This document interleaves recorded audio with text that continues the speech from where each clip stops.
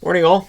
So, if you're looking for good news, there is some good news. It's out of the KHL, and that is that Lehtonen, the defenseman who's coming over to play for the Toronto Maple Leafs, he has terminated his contract with the Jokerit.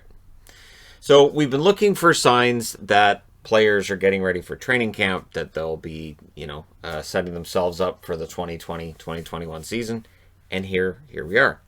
This is exactly what this is. We should see more players doing this. We're now up to November 20th. We should see more players who are saying, okay, so we're headed back to North America to get ready for training camp.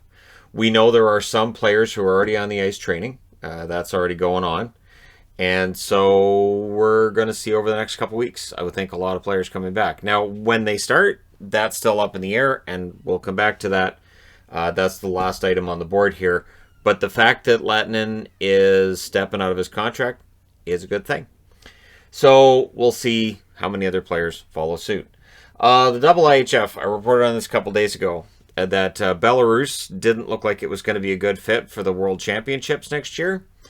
And so they've made it official. While Latvia will still be a co-host for this year's World Championships, the Belarus portion has been moved to Moscow. So Moscow in Russia will be the host for that.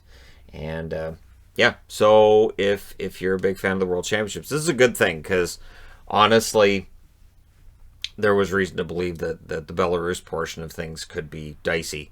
So moving it to Moscow makes a lot of sense. So we'll see.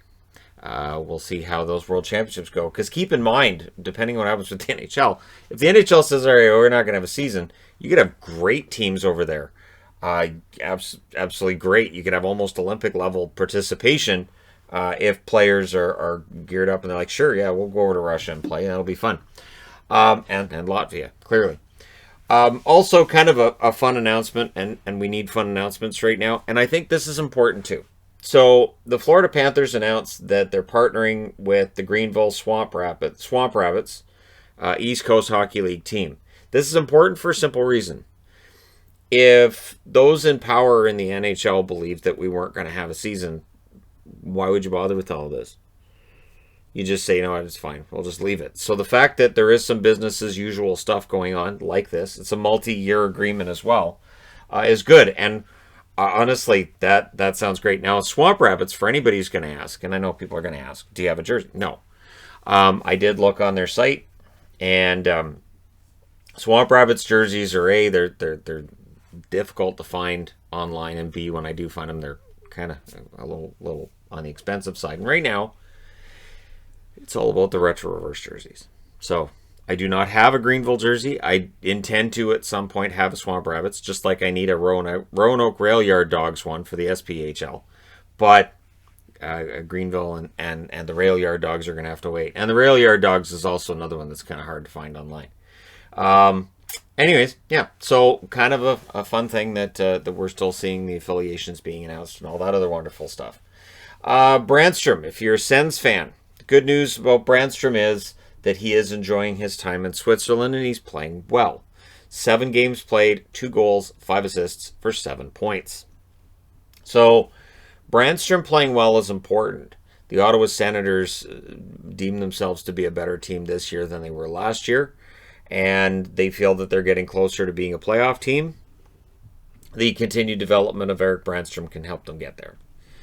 He, of course, was the centerpiece of the trade for Stone going to Vegas, and if he develops to a top 4 defenseman this year and eventually transitions to being a top 2 defenseman, then that trade was a very solid one for the Ottawa Senators. Otherwise, it's, anyways. But yeah, we'll see how Branstrom plays, and he should have a chance for full-time employment with the Ottawa Senators this coming season. Speaking of looking for full-time employment in the National Hockey League, Quinton Byfield. Byfield has stated he is intending to stay with Team Canada until the end of the World Junior Championships, that he's already talked to Rob Blake, and so the plan is to have training camps start for most NHL teams by mid-December, and that the teams that didn't qualify for the play-in round would have an extra 7 to 10 days. And yes, it means that players would likely not be home for Christmas, but you can move Christmas Day around. It's not a normal Christmas this year anyway. So anyhow, Quinton Byfield is planning to stay with Team Canada until the end of the World Junior Championship, which means that he would likely miss, I would say, parts of training camp. Again, depending on when it gets started. I don't think he misses a game during the regular season necessarily, though. And it could be really good for him. This World Junior Championship, some of the names that are going to be in this, it's really a who's who of prospects. It's a who's who of the future of the National Hockey League. This could be one of the best World Junior Championships ever.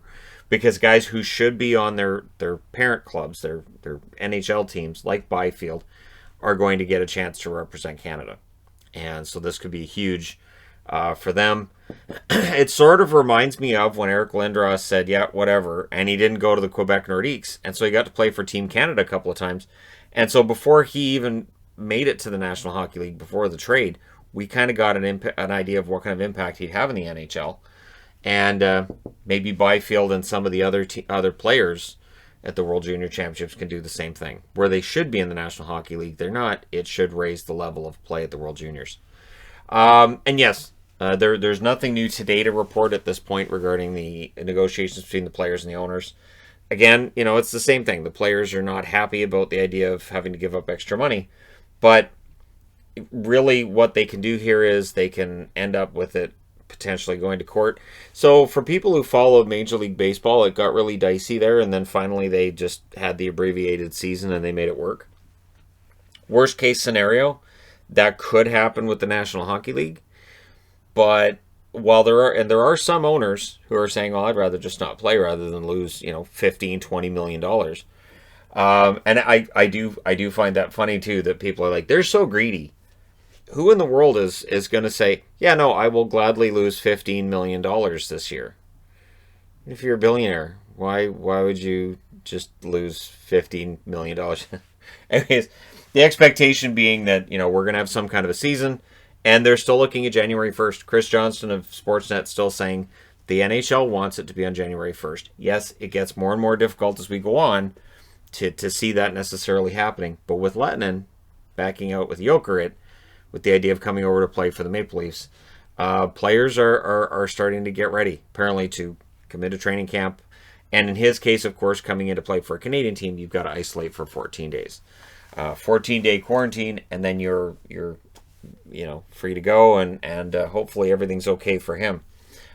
He already had COVID, so having gone through it and recovered from it, on some level, that's good news that you don't have to worry about him out of the players.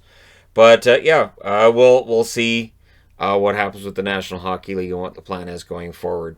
I do still think we end up with a season. The problem is that the uglier this gets, for right now, it could make it more difficult later. Because again, the financial pain right now is going to continue for years. It's not magically going to get better in 6 months. It's not like they can come back in June and go, hey, so now that the league made $8.5 billion during the year it didn't play, everybody's money goes up. That's not going to happen. So there's a lot of discussions to be had. We'll see what happens when they have them. Let me know your thoughts in the comment section below. As always, don't forget to hit like and subscribe if you're browsing your way through. You just happened upon this video. And hey, thank you guys so much for watching, for all your support. I will talk to you again soon.